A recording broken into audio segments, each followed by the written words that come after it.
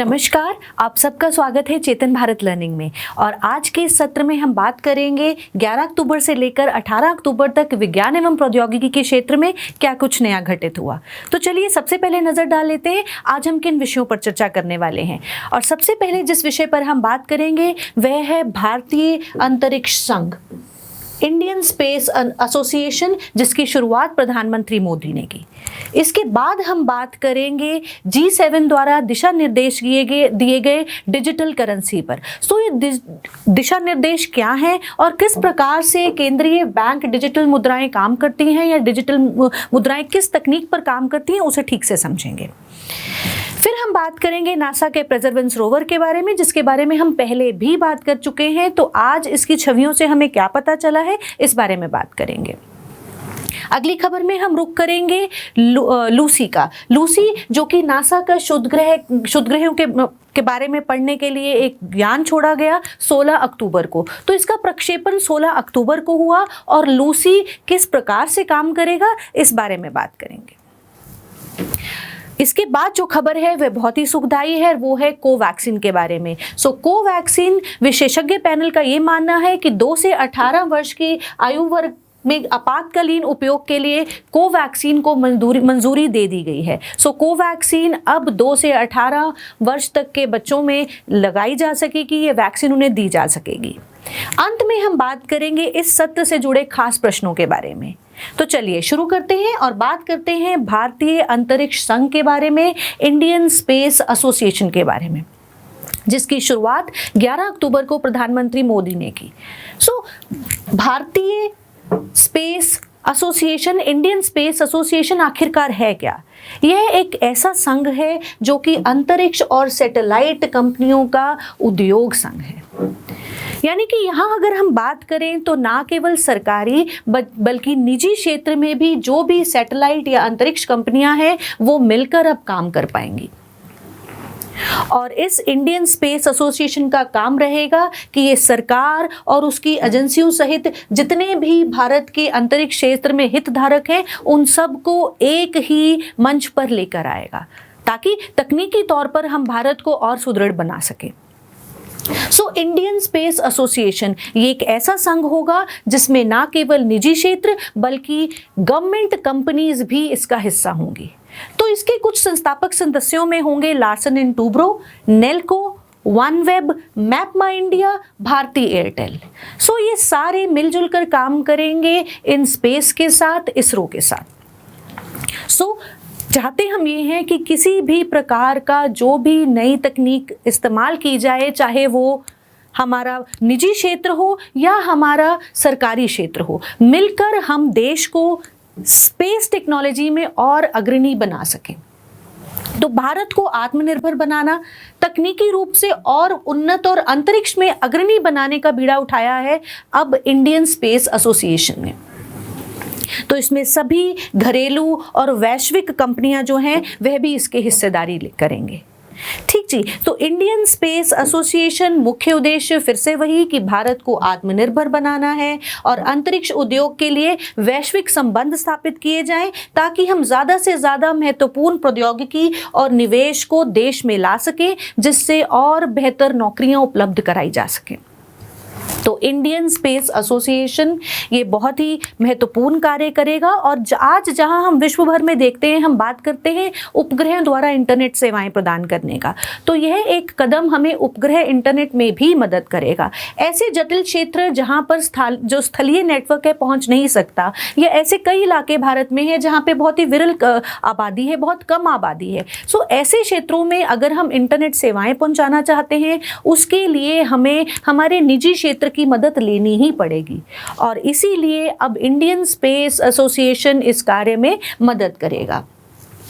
और इसी के साथ एक छोटी चिंता यह भी जताई जा रही है, क्योंकि हम उपग्रहों द्वारा इंटरनेट प्रदान करना चाहते हैं, उसका लाभ उठाना चाहते हैं, तो उसके लिए हमें बहुत से उपग्रहों का प्रक्षेपण करना पड़ेगा। और इससे क्या होगा, इससे उपग्रहों की मात्रा जो संख्या है वो अंतरिक्ष में बढ़ जाएगी। और इस अंतरिक्ष में भीड़ बढ़ने की वजह से स्पेस डेब्रिस, या जिसे हम कहेंगे अंतरिक्ष मलबे, में भी वृद्धि हो सकती है। यह एक चिंता का विषय है। पर आप ये याद रखेंगे, इंडियन स्पेस एसोसिएशन एक ऐसा संघ जहां पर निजी क्षेत्र और सरकारी क्षेत्र मिलकर काम करेंगे ताकि भारत को हम स्पेस टेक्नोलॉजी के क्षेत्र में अग्रणी बना पाएं।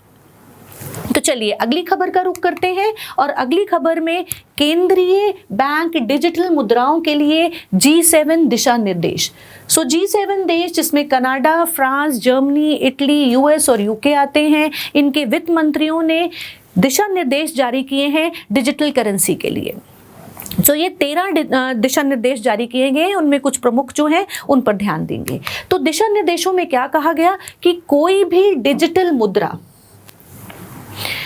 मौद्रिक या वित्तीय स्थिरता, जो केंद्रीय बैंक हैं उनकी मौद्रिक या वित्तीय स्थिरता को समर्थन दे और उन्हें किसी भी प्रकार का नुकसान नहीं पहुंचाए। यानी कि कोई भी ऐसी डिजिटल मुद्रा जो कि केंद्रीय मुद्रा है उस सामने आए और वह हमारे पहले से उपस्थित केंद्रीय बैंकों की मौद्रिक और वित्तीय स्थिरता को नुकसान नहीं पहुंचानी चाहिए। और मुद्राओं को इस तरह से जारी किया जाना चाहिए ताकि केंद्रीय बैंकों के जनादेश का उल्लंघन ना हो। अर्थात हम ये चाहते हैं कि उपयोगकर्ताओं का डेटा गोपनीय रहे, पारदर्शिता रहे और साथ ही साथ डिजिटल मुद्रा जवाबदेही भी हो। तो ये खास जो दिशा निर्देश थे, 13 दिशा निर्देशों में से ये खास दिशा निर्देश थे जो कि जारी किए गए G7 देशों द्वारा। अब अगर हम बात कर रहे हैं CBDC की, यानी कि हम बात कर रहे हैं राष्ट्रीय डिजिटल मुद्रा की, तो राष्ट्रीय डिजिटल मुद्रा है क्या?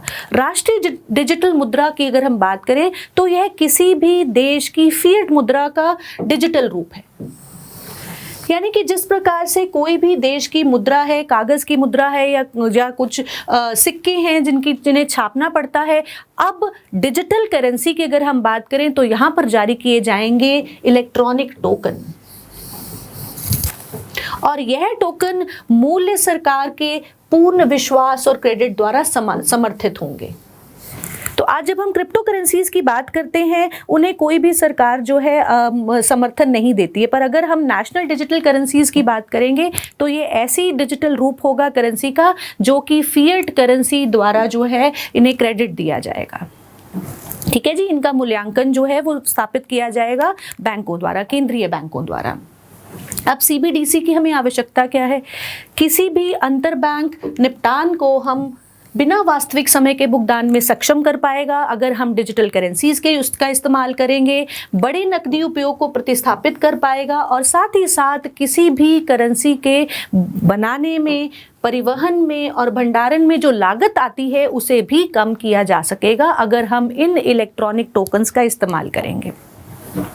सो अंतरबैंक निपटान करना, बड़ी नकदी के उपयोग को प्रतिस्थापित करना, साथ ही साथ जो है किसी भी करेंसी को बनाने का जो खर्चा है वो किसी भी सरकार द्वारा जो है उसे कम किया जा सकेगा। अब हम बात करते हैं कि क्या चुनौतियों का सामना करना पड़ता है जब हम डिजिटल करेंसीज की बात करते हैं। सबसे पहले बात अगर हम भारत जैसे देश के बारे में करें तो यहाँ पर बहुत सारी जनसंख्या जो है वो डिजिटली तौर पर साक्षर नहीं है। तो ऐसे वातावरण में हम किसी भी डिजिटल मुद्रा को नहीं अपना सकते। ठीक, अगर हम बात करें साइबर सुरक्षा स्तर का खतरा तो वह भी कम नहीं है, और साथ ही साथ गोपनीयता के लिए बहुत बड़ा खतरा हो जाता है, क्योंकि डिजिटल मुद्रा को किसी भी व्यक्ति की कुछ बुनियादी इंफॉर्मेशन जो है, बुनियादी जानकारी एकत्रित करनी होती है। तो कोई भी इंफॉर्मेशन जो है वो किसी तरह से गोपनीयता के लिए खतरा ना बन जाए, इस बात पर ध्यान देना पड़ेगा। और शुरुआती तौर पर अगर हम बात करें तो डिजिटल मुद्रा का नियमन, निवेश और खरीद पर नजर रखना या व्यक्तियों पर कर लगाना, यह भी कुछ परेशानियां जो है, कुछ चुनौतियां ये जिनका हमें सामना करना पड़ेगा अगर हम डिजिटल मुद्रा को रोल करने की बात करते हैं। तो यह तो थी इस खबर की बात। अब अगर हम विज्ञान की बात करें या प्रौद्योगिकी की बात करें तो अगर हम क्रिप्टो करेंसीज या डिजिटल करेंसीज की बात करें, डिजिटल मुद्रा की बात करें, तो यह काम करती है ब्लॉकचेन तकनीक पर। और ब्लॉकचेन तकनीक को समझने के लिए हमें तीन महत्वपूर्ण चीज़ों को समझना पड़ेगा, और वह हैं ब्लॉक, नोड्स और खनिक। तो ब्लॉक क्या है, नोड्स क्या है और खनिक क्या है, इस बारे में बात करते हैं। ब्लॉक यानी कि एक ऐसा लेजर एक ऐसी जगह जहां पर डाटा इकट्ठा किया गया है। अगर ब्लॉकचेन टेक्नोलॉजी की बात करें तो हम इसे कहते हैं डिसेंट्रलाइज्ड डिस्ट्रीब्यूटेड लेजर भी कहते हैं। तो ऐसा लेजर जो कि वितरित है और जिसे डिसेंट्रलाइज तरीके से जो काम करता है। तो ब्लॉक किसी भी श्रृंखला में, किसी भी चेन में एक ऐसा जगह है जहां पर डाटा इकट्ठा किया गया है। तो ब्लॉक में डाटा है और इसी के साथ है एक 32 बिट का नंबर जिसे कहा जाता है नाउंस। जैसे ही कोई ब्लॉक की स्थापना की जाती है या कोई भी ट्रांजैक्शन, कोई भी लेन देन शुरुआत होती है, उस ब्लॉक के अंदर एक नाउंस जनरेट किया जाता है और उसी के साथ जुड़ा होता है एक हैश नंबर जो कि 256 बिट संख्या है और एक खास नाउंस के साथ जुड़ी हुई है। तो हर ब्लॉक का एक खास नाउंस हैश कॉम्बिनेशन है और उसी ब्लॉक के अंदर ना केवल वही नाउंस और हैश कॉम्बिनेशन बल्कि पिछले ब्लॉक का नाउंस हैश भी जुड़ा हुआ है। तो ब्लॉक एक ऐसी जगह जहां पर डाटा एकत्रित किया गया है और हर ब्लॉक का नाउंस और हैश कॉम्बिनेशन है। अब क्योंकि ये 32 बिट नंबर है और ये है 256 बिट संख्या, तो ऐसे में अगर हम नाउंस हैश कॉम्बिनेशन की बात करें तो किसी भी खनिक के लिए, अगर हम खनिक की बात करें, खनिक मतलब माइनर, खनिक माइनर जो कि खनन का काम करेगा, किसी ब्लॉक को ढूंढना चाहता है तो उसे कम से कम किसी एक ब्लॉक के लिए 4 अरब से ज़्यादा कॉम्बिनेशंस के बारे में पता करना पड़ेगा, जो कि बहुत ही ज़्यादा कंप्यूटिंग पावर को इन्वॉल्व करेगा और बहुत ही ज़्यादा समय इसमें खर्च होगा। तो ऐसा करना असंभव होता है, पर ऐसा संभव हो जाए तो इसे कहते हैं गोल्डन नाउंस। यानी कि कोई भी खनिक, कोई भी माइनर जब गोल्डन नाउंस को ढूंढ लेता है तो वह उस ब्लॉक तक पहुंच पाता है और उसमें कुछ बदलाव कर पाएगा, पर यह बदलाव करने आसान नहीं है। इसीलिए ये बहुत ही सुरक्षित तरीका बन जाता है अगर हम किसी डाटा को, किसी ट्रांजैक्शन को बहुत ही सिक्योर तरीके से करना चाहते हैं। सुरक्षित तरीका है ब्लॉकचेन टेक्नोलॉजी का इस्तेमाल करना। ठीक जी। और अगर हम बात करें इस नंस और हैश का, तो नंस और हैश जो है वह एक खास कॉम्बिनेशन है जिसे ढूंढना खनिक के लिए मुश्किल है। अगर वो खास कॉम्बिनेशन मिल जाता है तो कोई भी खनिक बदलाव कर पाएगा ब्लॉक के अंदर, उसे कहेंगे गोल्डन नंस। क्योंकि ये पारदर्शित है, इसीलिए एक नोड, अब नोड्स क्या है, नोड्स को अगर हम बात करें तो किसी भी प्रकार का इलेक्ट्रॉनिक डिवाइस जो उस श्रृंखला में है, यानी कि ऐसा कोई भी कंप्यूटर, कोई भी डिवाइस जो पूरी श्रृंखला का हिस्सा है, उसे कोई भी बदलाव अगर ब्लॉक में किया जाएगा वो सामने दिखेगा। तो ये पारदर्शी तरीका है जिससे कोई भी बदलाव करना संभव नहीं होगा। तो ब्लॉकचेन टेक्नोलॉजी से बहुत ही सेफ, सिक्योर और बहुत ही जो तकनीक है, इस खनिक है उसका खनन करना उसके लिए थोड़ा जो है वो मुश्किल होगा, क्योंकि इसमें खास मैथमेटिकल एल्गोरिदम्स इन्वॉल्व होंगे।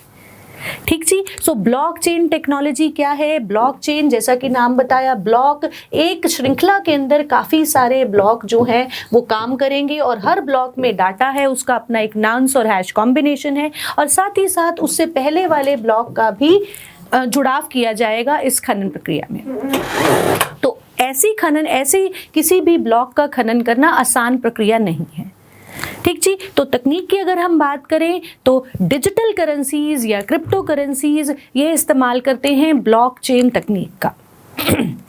तो चलिए आगे चलते हैं और अगली खबर में हम बात करेंगे नासा के परसेवरेंस रोवर के बारे में, जो कि फरवरी 2021 में जिसने जज़ेरो क्रेटर से कुछ सैंपल इकट्ठा किए थे और अब नासा ने उन्हीं पहली छवियों का विश्लेषण किया है और यह सटीक तौर पर बता दिया है कि इस बात की पुष्टि कर दी है कि मंगल ग्रह का जज़ेरो क्रेटर, जो आज एक शुष्क व हवा से मिटा हुआ अवसाद है, वो लगभग 3.7 बिलियन साल पहले एक झील थी और इस झील को बाढ़ का सामना करना पड़ा और यह बाढ़ इतनी शक्तिशाली थी कि इसने बड़े पत्थरों को 10 मील तक उद्भव करके आज वहाँ उस जगह पर इन बड़ी पत्थरों को पाया जा सकता है। तो जज़ेरो क्रेटर जहां सर परसेवरेंस रोवर ने सैंपल इकट्ठा किए और इन्हीं छवियों से पता चला है कि यह दरअसल एक झील थी। अब अगर हम इस मिशन की बात करें तो ये परसेवरेंस रोवर बहुत ही महत्वपूर्ण इसलिए है क्योंकि पहली बार जो है इंजेन्युटी नामक हेलीकॉप्टर ने मार्स पर उड़ान भरी थी और साथ ही साथ मॉक्सी नामक उपकरण से पहली बार मार्स के ही कार्बन डाइऑक्साइड समृद्ध वातावरण से कार्बन डाइऑक्साइड का इस्तेमाल करके मॉलिक्यूलर ऑक्सीजन का निर्माण किया गया, जो कि बहुत ही महत्वपूर्ण है। जहां हम बात करते हैं मनुष्यों का वहां रहने के बारे में तो हमें ऑक्सीजन की मात्रा चाहिए होगी। साथ ही साथ अगर हम बात करते हैं अपने स्पेस यान के अंतरिक्ष यान के बारे में तो वहां पर भी हमें मॉलिक्यूलर ऑक्सीजन की आवश्यकता पड़ेगी। तो मॉक्सी एक खास उपकरण जिसकी मदद से कार्बन डाइऑक्साइड का इस्तेमाल करके मॉलिक्यूलर ऑक्सीजन का निर्माण किया गया। इंजेन्युटी नामक हेलीकॉप्टर द्वारा ने पहली बार मंगल ग्रह पर उड़ान भरी थी और ऐसे सैंपल्स को इकट्ठा किया गया जिनका विश्लेषण करके हम आज पता लगाना चाहते हैं कि क्या वहाँ पर कभी जिंदगी संभव थी, पहले थी या आगे हो सकती है। तो इसी खबर में परसेवरेंस रोवर ने अब यह पुष्टि की है कि जज़ेरो क्रेटर एक झील थी। तो चलिए अगली खबर का रुख करते हैं। यहाँ हम बात करने वाले हैं लूसी अंतरिक्ष यान के बारे में। तो नासा से 16 अक्टूबर को लूसी अंतरिक्ष यान ने उड़ान भरी जो कि शुद्ध ग्रहों को पढ़ना चाहता है। तो बृहस्पति ग्रह के आसपास पाए जाने वाले शुद्ध ग्रहों को पढ़ेगा लूसी मिशन।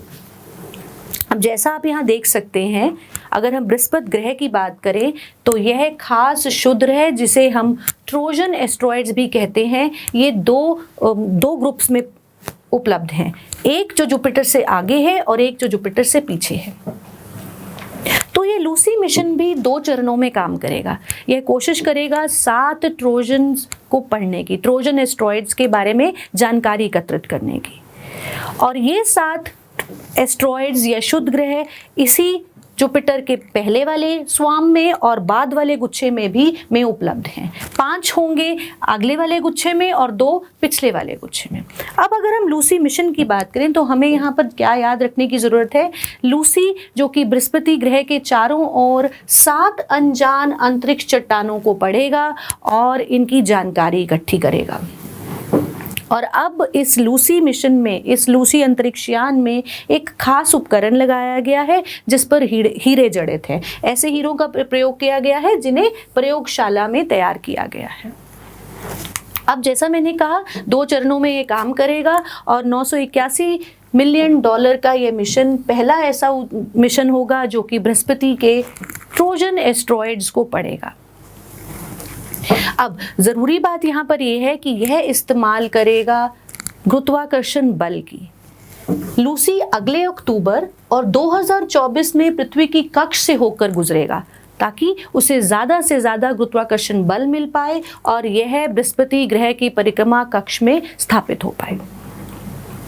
अब 2020 के अंत तक सौर ऊर्जा की मदद से ये ऐसे गुरुत्वाकर्षण पुल को प्राप्त करेगा जिससे ये 5 ट्रोजन एस्ट्रॉइड्स को पढ़ पाएगा। और इसके बाद 2030 में, एक 2020 के अंत में और 2030 में ये दोबारा पृथ्वी की परिक्रमा कक्ष में आएगा, फिर से गुरुत्वाकर्षण बल को प्राप्त करेगा और फिर चल पड़ेगा उड़ान भरता हुआ ट्रोजन एस्ट्रॉइड क्लस्टर में से 2 जो कि जुपिटर के पीछे हैं उनके बारे में पता करने के लिए। और अपने इस मिशन में, इस रास्ते में यह अंतरिक्षयान डोनाल्ड जॉनसन नामक शुद्ध ग्रह के बहुत पास से निकलेगा जो मंगल ग्रह और बृहस्पति के बीच में है और इसके बारे में भी सटीक जानकारी उपलब्ध कराएगा। 12 साल का यह मिशन 7 ट्रोजन एस्ट्रॉइड्स को पढ़ने में मदद करेगा जो कि बृहस्पति ग्रह के परिक्रमा कक्ष में है। ठीक थी। तो चलिए आगे चलते हैं और अगली खबर का रुख करते हैं। विशेषज्ञ पैनल ने 2 से 18 आयु वर्ग में आपातकालीन उपयोग के लिए कोवैक्सीन को मंजूरी दे दी। अब कोवैक्सीन हम सबको पता है कि कोवैक्सीन निर्मित है भारत बायोटेक द्वारा। तो ICMR की मदद से, नेशनल इंस्टीट्यूट ऑफ वायरोलॉजी की मदद से भारत बायोटेक ने पहली स्वदेशी संपूर्ण विषाणु निष्क्रिय टीके का विकास किया, कंप्लीट विरियन इनएक्टिवेटेड टीका। अब खास बात यहाँ पर ये है कि अगर हम 18 वर्ष से कम उम्र के लोगों की बात करें तो इसकी 2 खुराक दी जाएगी, जो कि 28 दिन के अंतराल में दी जाएगी। जहाँ हम 18 साल से ज़्यादा उम्र की बात कर रहे थे, वहाँ 4 से 6 हफ्ते का अंतराल भी दिया जा रहा था। अब यह 18 साल से कम उम्र के बच्चों के लिए 28 दिन के अंतराल के अंदर 2 खुराकें दी जाएंगी। ठीक जी। So Covaxin Indian Medical Research Council और नेशनल इंस्टीट्यूट ऑफ वायरोलॉजी की मदद से बनाया गया भारत बायोटेक द्वारा। ठीक जी, तो ये खास खबर आप याद रखेंगे। और अब हम बात करते हैं इसी सत्र से जुड़े कुछ प्रश्नों के बारे में। तो पहला प्रश्न जो है हमारा, भारतीय अंतरिक्ष संघ इंडियन स्पेस एसोसिएशन से के संबंध में निम्नलिखित में से कौन सा कथन सही नहीं है? नीचे दिए विकल्पों में से गलत कथन का चयन करें। तो पहला कथन हम देखेंगे, आईएसपीए का लक्ष्य केवल भारतीय निजी क्षेत्र में अंतरिक्ष उद्योग का बाजार बनना है। तो ध्यान रखेंगे, केवल निजी क्षेत्र नहीं, सरकारी क्षेत्र भी मिलकर काम करेगा। तो पहला कथन जो है वह गलत साबित होता है। तो हमें गलत कथन का ही चयन करना था। तो हमारा जो उत्तर होगा वो होगा विकल्प ए। अगले कथन भी पढ़ लेते हैं। आईएसपीए अंतरिक्ष और उपग्रह कंपनियों का एक प्रमुख उद्योग संघ होगा। बिल्कुल सही बात है, ये एक प्रमुख उद्योग संघ होगा। इसके संस्थापक सदस्यों में भारतीय Airtel, Larsen and Toubro, Nelco, OneWeb और मैप माई इंडिया शामिल हैं। यह भी बिल्कुल सही कथन है। चलिए अगले प्रश्न का रुख करते हैं। नासा के परसेवरेंस रोवर के लैंडिंग साइट का नाम है जज़ेरो क्रेटर। ये बहुत ही आसान प्रश्न, जो कि इसका उत्तर होगा विकल्प सी। ठीक जी। और जज़ेरो क्रेटर के बारे में ही आज अपने सत्र में नासा ने इसकी पुष्टि कर दी है कि यह दरअसल एक लेक थी। ठीक है जी। चलिए अगले प्रश्न की बात करते हैं। अगला प्रश्न है हमारा, सीबीडीसी से आप क्या समझते हैं? सीबीडीसी क्या है, किस तकनीक पर काम करती है? सीबीडीसी की आवश्यकता और राष्ट्रीय डिजिटल मुद्रा को शुरू करने में आने वाली चुनौतियों को संक्षेप में चर्चा करें। तो क्या चुनौतियों का सामना करना पड़ता है अगर हम किसी भी डिजिटल मुद्रा की रोलिंग शुरू करना चाहते हैं, का इस्तेमाल करना चाहते हैं? तो ये आप ठीक प्रकार से इस प्रश्न का उत्तर दे पाएंगे। तो आज के सत्र में यही महत्वपूर्ण खबरें हैं। मैं फिर मिलूंगी आपसे, तब तक के लिए धन्यवाद।